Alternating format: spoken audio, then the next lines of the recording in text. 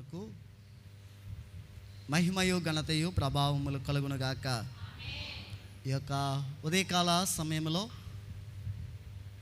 దేవుని యొక్క పాదాల చెంత ప్రభువు తన సన్నిధిని మన మధ్యలో ఉంచి ఈ పునరుద్ధాన దిన ఆరాధనలో పాలు పొందడానికి కృపనిచ్చిన దేవాతి దేవునికి ఒక్కసారి రెండు చేతులెత్తి స్తోత్రం చెల్లిందామా. హల్లెలూయా. మరి ఈ సమయంలో ఈ పునరుద్ధాన దిన ఆరాధనలో పాలు పొందుతున్న మీకు అందరికీ కూడా రక్షకుడైన యేసుక్రీస్తు వారి యొక్క ప్రశస్తమైన నామం మీకు అందరికీ శుభాది వందనాలండి. అందరికీ ప్రైజ్ లార్డ్ అండి. Praise lord. మరి సమయంలో దేవుని యొక్క వాక్యాన్ని మనం వినడానికి సిద్ధపడదాం.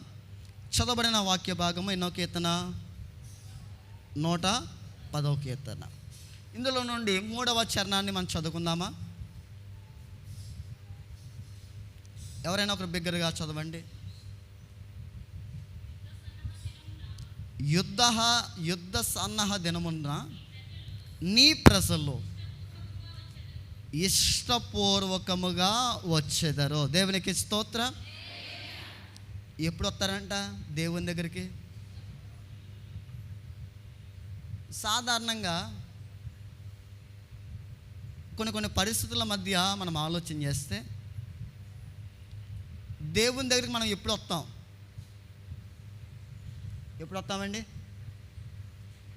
నిద్రపోతున్నప్పుడు వస్తామా? చెప్పాలి. పని చేసేటప్పుడు వస్తామా? మరి ఎప్పుడు వస్తాం? చెప్పాలి. యుద్ధ దినము అంటే పోరాటం, సమస్యలు ఎక్కువ అవుతున్నప్పుడు,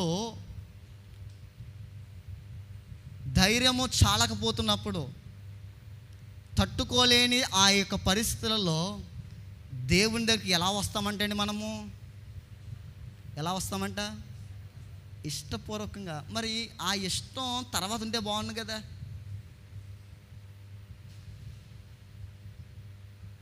ఈ యొక్క కీర్తన వాక్యంలో ఇందులో నుండి చాలా విషయాలు రాయబడుతూ ఉంటాయి. యుద్ధ సన్నాహ దినమందు ప్రజలందరూ కూడా ఇష్టపూర్వకంగా వస్తారు. అంటే శ్రమలు రాగానే, ఇబ్బందులు కలగగానే ఎవరు పాదాలు పట్టుకుంటారు? మరి సంతోషమైన, ఆనందం కలిగిన ఎవరు పాదాలు పట్టుకోలేరు? చెప్పాలి. ఓకే, ఎవరో కోసం పక్కన చేద్దాం. మనం ఎలాగున్నాం? శ్రమలు రాగానే, కష్టం రాగానే దేవుని పాదాలు పట్టుకొని, శ్రమలన్నీ పోయిన తర్వాత, దేవుడు ఆరోగ్యం ఇచ్చిన తర్వాత మరి మనం ఎలాగున్నాం? దేవునితో ఏమంటున్నామా? దేవునితో సహవాసం చేస్తున్నామా? దేవుణ్ణి మనం మహిమపరుస్తున్నామా అనేది మనము ఎప్పటికప్పుడు పరిశీలన చేసుకోవాలి. దేవునికి స్తోత్రం. ఇందులో నుండి ఈ 3వ చరణంలో నుండి మొదటి లైన్లో నుండి 3 సంగతులు మనం జ్ఞాపకం చేసుకుందాం. సాధారణంగా మనం దేవుని దగ్గరికి ఎలా రావాలి? అదవుతున్నా మాటలు. సాధారణంగా మనం దేవుని దగ్గరికి ఎలా రావాలి? దేవుడండి మనము ఎలా వచ్చినా సరే ఆయన స్వీకరిస్తాడు. ఎలా వచ్చినా సరే దేవుడు ఏం చేస్తాడు? స్వీకరిస్తాడు. నీవు పాపంతో వచ్చావా? నేను త్రోసివేయడు. నీవు ఆయనకి ఇష్టడై వచ్చావా? ఆయన త్రోసివేయడు. నువ్వు ఆయన మాట వినకుండా వచ్చినా సరే దేవుడు ఏం చేస్తాడో తెలుసండి? నేను హత్తుకుంటాడే తప్ప నేను ఆయన త్రోసివేసే దేవుడు కాడు. మిమ్మల్ని అడుగుతున్నాను, దేవుని యొక్క పాదాల దగ్గరికి ఏదో మొక్కుబడిగా రాకూడదు. వెళ్ళాలి కదా అనే విధంగా రాకూడదు. ఎలా రావాలో తెలుసండి? ఈ దినమున దేవుడు నన్ను బ్రతికించి ఉంచాడు. నేను వెళ్తే నా కుటుంబం ఆశీర్వదించబడుతుంది. నేను వెళ్ళడం వల్ల దేవుడు నన్ను అభిషేకిస్తాడు. నేను వెళ్ళడం వల్ల దేవుడు నన్ను ఆశీర్వదిస్తాడు. నేను వెళ్తే దేవుని యొక్క మాటలు వినడం వల్ల నేను పరలోక రాజ్యానికి నేను వెళ్తాను. గత ఆదివారం ఒక సంఘ పరిస్థితి కోసం నేను జ్ఞాపకం చేసిన వాక్యం ద్వారా ఏంటంటే అది సంఘం ఏం చేసుకుంది? తను తాను ఏం చేసుకుందమ్మా? మాట్లాడడం లేదు ఇక్కడ. తను తాను ఏం చేసుకుంది? పుస్తకాలు తీయండి, ఎక్కడున్నాయి రాయమని కూడా చెప్తాం. తను తాను ఏం చేసుకుంది? అదే మీరు వాళ్ళు అన్నారని మీరు ఏం చేసుకుందమ్మా? శిక్షించుకుంది. సంఘం శిక్షించుకోవడం గల కారణం ఏంటో తెలిసిన, సంఘంలో 4 రకాలైన పరిస్థితులు ఉన్నాయి. దేవునికి విరోధమైన స్థితిగతులు ఏర్పడుతున్నాయి. మార్గము తప్పి జీవిస్తున్నారు. దేవుని యొక్క విలువ చాలామందిలో కనబడడం లేదనే విషయాలు నిర్లక్ష్యం చేస్తున్నారని, అశ్రద్ధ చేస్తున్నారని గడిచిన వారంలో వాక్యం ద్వారా మనం విన్నాం. ఈ దినమందు దేవుని యొక్క సన్నిధిలో ఆ మాటలని మనం జ్ఞాపకం చేసుకుంటూ నేటి కీర్తన వాక్య అధ్యాయంలోని మనం వెళ్ళడానికి సిద్ధపడదాం. రోమీలకు రాసిన పత్రిక 12వ అధ్యాయం. రోమీలకు రాసిన పత్రిక 12వ అధ్యాయం మొదటి వచనాన్ని చదువుకుందామా? మనము దేవుని యొక్క సన్నిధిలో ఎలాగ ఉండాలి అనేది రాయబడుతున్నది. కాబట్టి సహోదరులారా ఎలా ఉండాలంట? మొట్టమొదటి రాయబడుతుంది, పరిశుద్ధమును దేవునికి అనుకూలమునైన సజీవ యాగముగా మీ శరీరములను ఆయనకు సమర్పించుకునుడని దేవుని వాత్సల్యమును బట్టి మిమ్మును బ్రతిమాలుకొనుచున్నాను. ఇట్టి సేవ మీకు యుక్తమైనది. దేవునికి స్తోత్రం. దేవుని యొద్దకు వస్తున్న మనము, ఇష్టపూర్వకంగా జీవిస్తున్న మనము, మనలో ఉండవలసిన కొన్ని లక్షణాలు రాయబడుతున్నాయి ఇక్కడ. ఎలా జీవించాలంటే మనము ఒకటే చెప్పండి అందరూ కూడా. మన దేవుడు ఎవరో చెప్పాలి. ఇక్కడ రావట్లేదు మాట. ఎవరో ఇంకా నేను వెనక్కేసుకుంటానే, మాట్లాడడం లేదు. ఓకే, మన దేవుడు ఎవరో చెప్పాలి. అక్కడి నుండి వస్తుంది, ఇక్కడి నుంచి రావట్లేదు. మన దేవుడు ఎవరో? మరి మనల్ని ఎలా ఉండమంటున్నాడు దేవుడు? రెండవది. తర్వాత ఏంటంట? దేవునికి సాధారణ మనకు అనుకూలం ఏంటి? నిద్రపోవడమా అనుకూలం? ఏంటి? ఇంటి దగ్గర ఎండాకాలం కాబట్టి ఏది అనుకూలం మనకి? సాధారణంగా ఇవి అంతా కూడా సమ్మర్ సీజన్ కాబట్టి ఈ సీజన్లో ఎక్కువగా మనం ఏం చేస్తామంటే వాటర్ కానీ డ్రింక్స్ కానీ తాగేస్తూ ఉంటాం, అవునా? ఆహారం అనేది తక్కువ తింటాం, నీళ్ళు మాత్రం ఏం చేస్తాం? ఏది అనుకూలం చెప్పండి. ఇప్పుడు మన శరీరానికి ఏది అనుకూలం చెప్పాలి. అనుకూలమైనది ఒకటి ఉంది, ప్రతికూలమైనది కూడా ఒకటి ఉంది. ఏం చేయగలుగుతున్నా? అదే రీతిగా దేవునితో ఉన్నప్పుడు మనము దేవునికి అనుకూలమైన స్థితిగతులు మనలో ఉండాలి. మనకు నచ్చినట్టు సమయానికి వస్తానంటే కుదరదు, దేవుడు ఒప్పుకోడు. దేవునితో నీవు ఉన్నప్పుడు దేవునికి ఆశీర్వాదం నీవు నేను మనమందరం కూడా పొందుకోవాలంటే కనుక మన భక్తి ఎవరికి అనుకూలంగా ఉండాలి? మాట్లాడడం లేదు ఇక్కడ. ఎవరికి అనుకూలంగా ఉండాలి? దేవునికి అనుకూలంగా ఉండాలి. తర్వాత రాయబడుతుంది, దేవునికి అనుకూలమైన సజీవ యాగముగా. ఇప్పుడు రాయబడుతుంది, సజీవ యాగంగా మన శరీరాలు ఏం చేయాలంట? మిమ్మల్ని అడుగుతున్నాను, ఈ శరీరం ఎవరిదే చెప్పాలి? మంద కదా? ఈ శరీరం ఎవరిదే? మందేనండి. లాజిక్ ఆలోచన చేస్తే మందే. కానీ ఈ శరీరం ఇచ్చింది ఎవరో? ఈ శరీరం మందే, కానీ శరీరం ఇచ్చింది ఎవరో? దేవుడు. మరి శరీరం ఇచ్చిన ఈ శరీరాన్ని ఎవరికి సమర్పించాలంట? సాధారణ సమర్పించడం అంటే డబ్బుల్ని లేకపోతే కానుకలు ఏం చేస్తాం మనము? సమర్పిస్తాం. మరి శరీరం సమర్పించాలంటే ఏం చేయాలి? ఏం చేయాలో తెలుసండి? ఒకటే, మనకిచ్చిన బలం చెప్పండి ఏంటి? ఆరోగ్యం, ఆయుష్. ఈ ఊపిరి తీసుకుని మళ్ళీ వదులుతున్నామే, ఈ శరీరం ఉంది చూడండి, ఈ శరీరాన్ని అంతా కూడా ఎవరికి సమర్పించాలంటే దేవునికే. దేవునికి స్తోత్రం. దావీదు తన శరీరం అంతా ఎవరికి సమర్పించాడో తెలుసండి? చెప్పాలి.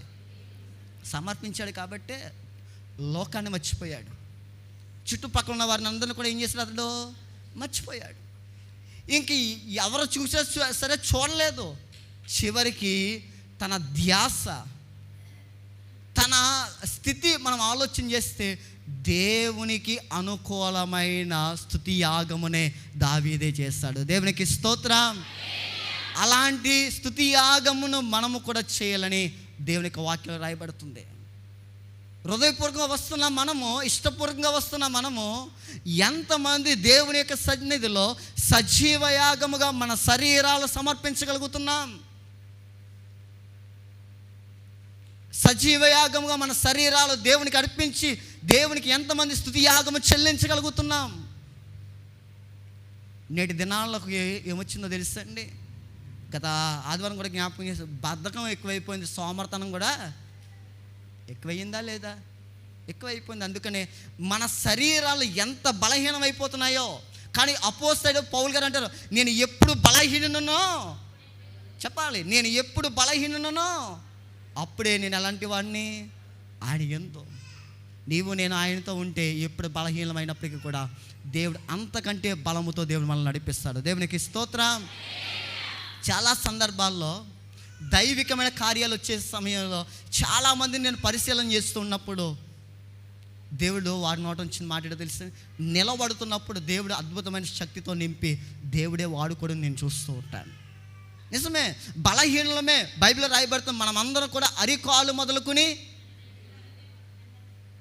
మనలో స్వస్థత చెప్పాలి, కొంచెమైనా కూడా ఎంత బలహీనలమే.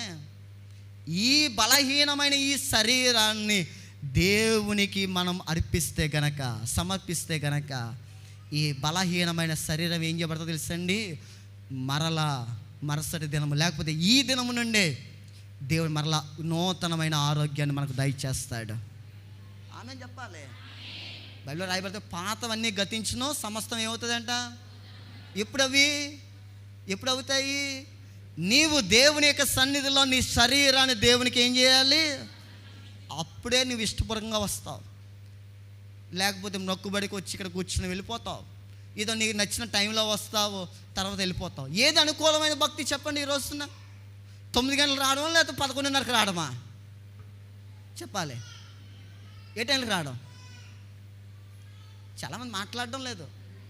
పాటలు పాడకపోవడం అనుకూలమా? చెప్పండి. తల పైకి ఎత్తాలి. నేను బైబిల్ ఏం చూపించలేదు. ఇలా చూడండి. ఏది అనుకూలం? పాటలు పాడమా, పాటలు పాడకపోవడం అనుకూలమా? మరి ఏం చేస్తారు? ఏది అనుకూలం? మనకి పని చేయకపోవడమే మనకు అనుకూలం. ఓ పక్కన కరెక్ట్గా కూర్చోమన్నారు అనుకోండి, ఎంత చక్కగా కూర్చుంటాము. అదే పిల్లవాడిని అక్కడ కూర్చోబెట్టండి, అక్కడ కూర్చోడు. కానీ మిగతా చోటంతా కూడా ఏం చేస్తాడు? తిరుగుతూ ఉంటాడు. దేవుడు కూడా మనం చెప్పేది లేకపోతే మనం చేసేది దేవునికి అనుకూలంగా ఉండాలి. అదే దేవుడు దాని నుండి మనలను ఆ క్రమాన్ని బట్టి, ఆ ప్రవక్తను బట్టి మనల్ని దేవుడు దీవిస్తూ ఉంటాడు. ద్వితీయోపదేశ కాలంలో దేవుడు అంటాడు, ఇదిగో నేను చెప్తున్న మాటలన్నీ కూడా శ్రద్ధగా విని నా మాటకు లోబడి నీవు జీవిస్తే కనుక ఇదిగో నీవేం చేయబడతావంటే ఆశీర్వదించబడతావు. అదే అధ్యాయంలో రాయబడుతుంది, నీవు దేవుడైన మాట వినని ఎడల ఈ శాపములన్నీ కూడా ఎవరి మీదకి వస్తాయంట? ఎవరైతే వినరో. నేను అడుగుతున్నాను, దేవునికి అనుకూలమైన భక్తి చేస్తే ఆశీర్వదించబడతాం. దేవునికి అనుకూలం కాకుండా భక్తి చేస్తామనుకోండి, మన ఇంటి మీదకి ఏమొస్తుందో తెలుసా? ఆ శాపమునే కొట్టివేయబడాలంటే కనుక ఇప్పుడే అనుకూలమైన భక్తిని మనం చేయుదుముగాక. ఇంకా మనం ముందుకు వెళ్తే కనుక దేవుని వాత్సల్యమును బట్టి మిమ్మును ఏం చేస్తున్నాడంటే ఇక్కడ బ్రతిమలాడుతున్నాడంట. ఏం చేయమని? పరిశుద్ధంగా ఉండమని, అనుకూలమైన భక్తి చేయమని, శరీరమును దేవునికి బ్రతిమలాడడం ఏంటండి? ఇక్కడ కొంతమంది బ్రతిమలాడతారు. భోజనం చేయకపోయాం అనుకోండి, అమ్మ ఏదో కొనెత్తాను. కోపడినప్పుడు, చిరాకు పడినప్పుడు, బ్రతిమలాడుతూ ఉంటారు. నేను అంటాను, భక్తి విషయంలో కూడా ఏం చేయాలో తెలుసండి, బ్రతిమలాడాలి. ఏం చేయాలమ్మా? బ్రతిమలాడాలి.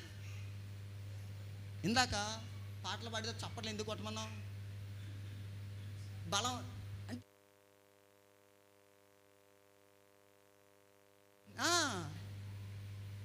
నిర్జీవమైన స్థితిలోకి వెళ్ళిపోతున్నాం ఈ రోజున. అందుకనే భక్తులు ఏముండడం లేదో ఈరోజు తెలుసండి, సారం లేదు ఈ రోజున.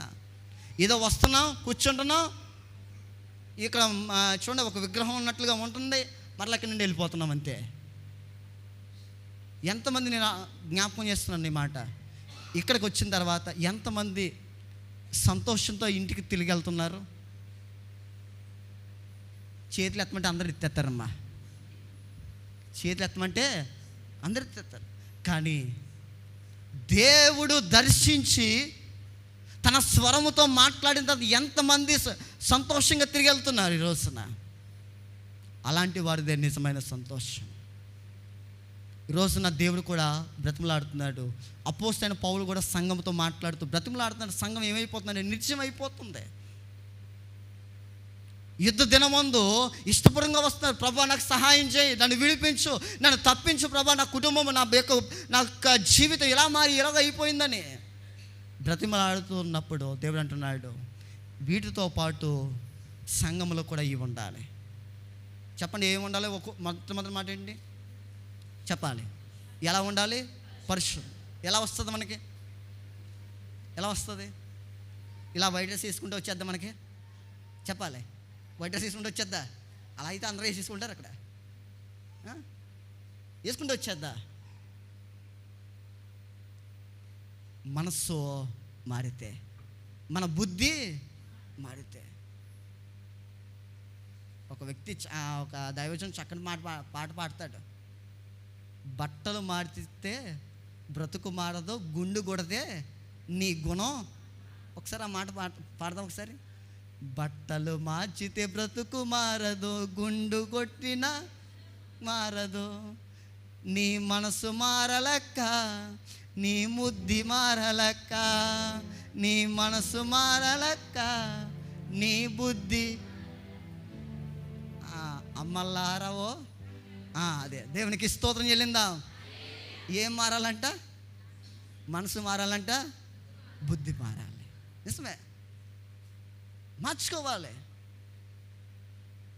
మనసు మారడం లేదు ఈరోజు. నా దేవుని పాదాల దగ్గర ఉంటున్నాం, కానీ మన ప్రవక్తను మారడం లేదు. చాలాసార్లు జ్ఞాపకం చేస్తా, దైవజనుడు ఎక్కడ వేసిన గొంగలి అక్కడే ఉంటున్నాం.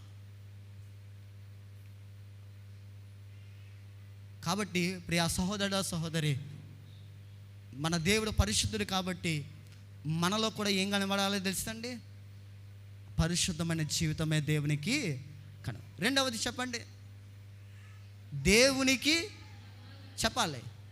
మనకు అనుకూలమా? మనకు అలా కూర్చోవడం అనుకూలం, కింద కూర్చోవడమో, కుర్చీలో కూర్చోవడమో, నేత నిలబడడమో, ఏదో చేయడం అనుకూలం. కానీ దేవునికి అనుకూలం ఏదో తెలుసండి, బైబిల్లో ఒక కుటుంబం కోసం రాయబడ్డది. యేసు ప్రభు వారు బేతనీయలో ఉన్న కుటుంబం. ఎవరు వాళ్ళు? మరియా అనుకూలమైనది చేసిందా, ప్రతికూలమైనది చేసిందా? మరి మార్తో విస్తారమైన పనులు పెట్టుకుందంటే అండి. అందుకనే మాతతో దేవుడు అన్నాడు, విస్తారమైన పనులు పెట్టుకుని యాతన పడుతున్నావు ఎందుకమ్మా? ఎందుకు యాతన పడుతున్నావు? అనుకూలమైనది తెలుసండి, దేవుని యొక్క పాదాలు పట్టుకోవడం మనకి చెప్పాలి అనుకూలం. దేవుని యొక్క పాదాలు పట్టుకుంటే ఏం కలుగుతుంది తెలిసింది? ఒకటి, మనల్ని దేవుడు బ్రతికిస్తాడండి. ఏం చేస్తాడమ్మా? బ్రతికిస్తాడు. ఈ రోజున ఎండ ఎంత భయంకరంగా ఉంది. ఈ ఎండను కూడా తట్టుకోలేక ఎంతమంది చనిపోతున్నారండి, ఎంతమంది చనిపోతున్నారు. నిన్న దినం తక్కువ, మొన్న దినం చూస్తే కనుక చాలా భయంకరం. తట్టుకోలేక చాలామంది, నేను అంటున్నా వృద్ధులు కాదమ్మా, ఈరోజు యవనస్తులు చనిపోతున్నారు. ఈ రోజున చనిపోతున్నారు. మరి మనం బ్రతికి ఉన్నామంటే చెప్పాలి, మనం బ్రతికి ఉన్నామంటే ఆయనకు అనుకూలమైన భక్తి చేయకపోయినా సరే బ్రతికిస్తున్నాడంటే కనుక ఆయన గొప్పతనం ఏంటో ఒకసారి జ్ఞాపకం చేసుకోండి. మరి ఎక్కడైనా సరే మనసు మారి బుద్ధి మారితే కనుక ఏ భక్తి చేస్తాం తెలుసండి? దేవునికి. ఇంకా మూడవదిగా మనకు నేర్చుకున్నాం, ఎలా ఉండమని బ్రతిమలాడుతున్నాడండి దేవుడు మనల్ని. సజీవ యాగంగా మన శరీరాల్లో దేవునికి ఏం చేయాలంట? సమర్పించాలి. సమర్పిందామా? సమర్పించి దేవుని మహిమపరుద్దామా? దేవుని నామాన్ని గొప్ప చేద్దామా? దేవుని యొక్క నామమును ఘనపరచుదాం. దేవుడి మాటలు మన కొరకు దీవించును గాక. ప్రార్థన చేసుకుందాం. సాక్ష్యములు చెప్పేవారు ఎవరైనా ఉంటే లేచి నిలబడి ముందుకు రండి. మిగతా వారందరూ కూడా దేవుని యొక్క పాదాలు వచ్చేంత ఒక్క నిమిషం మనం మోకరించుదామా? ఒక నిమిషం మనం మోకరించుదాం. రెండు చేతులు కూడా జోడించుదాం. రెండు చేతులు కూడా జోడిందాం.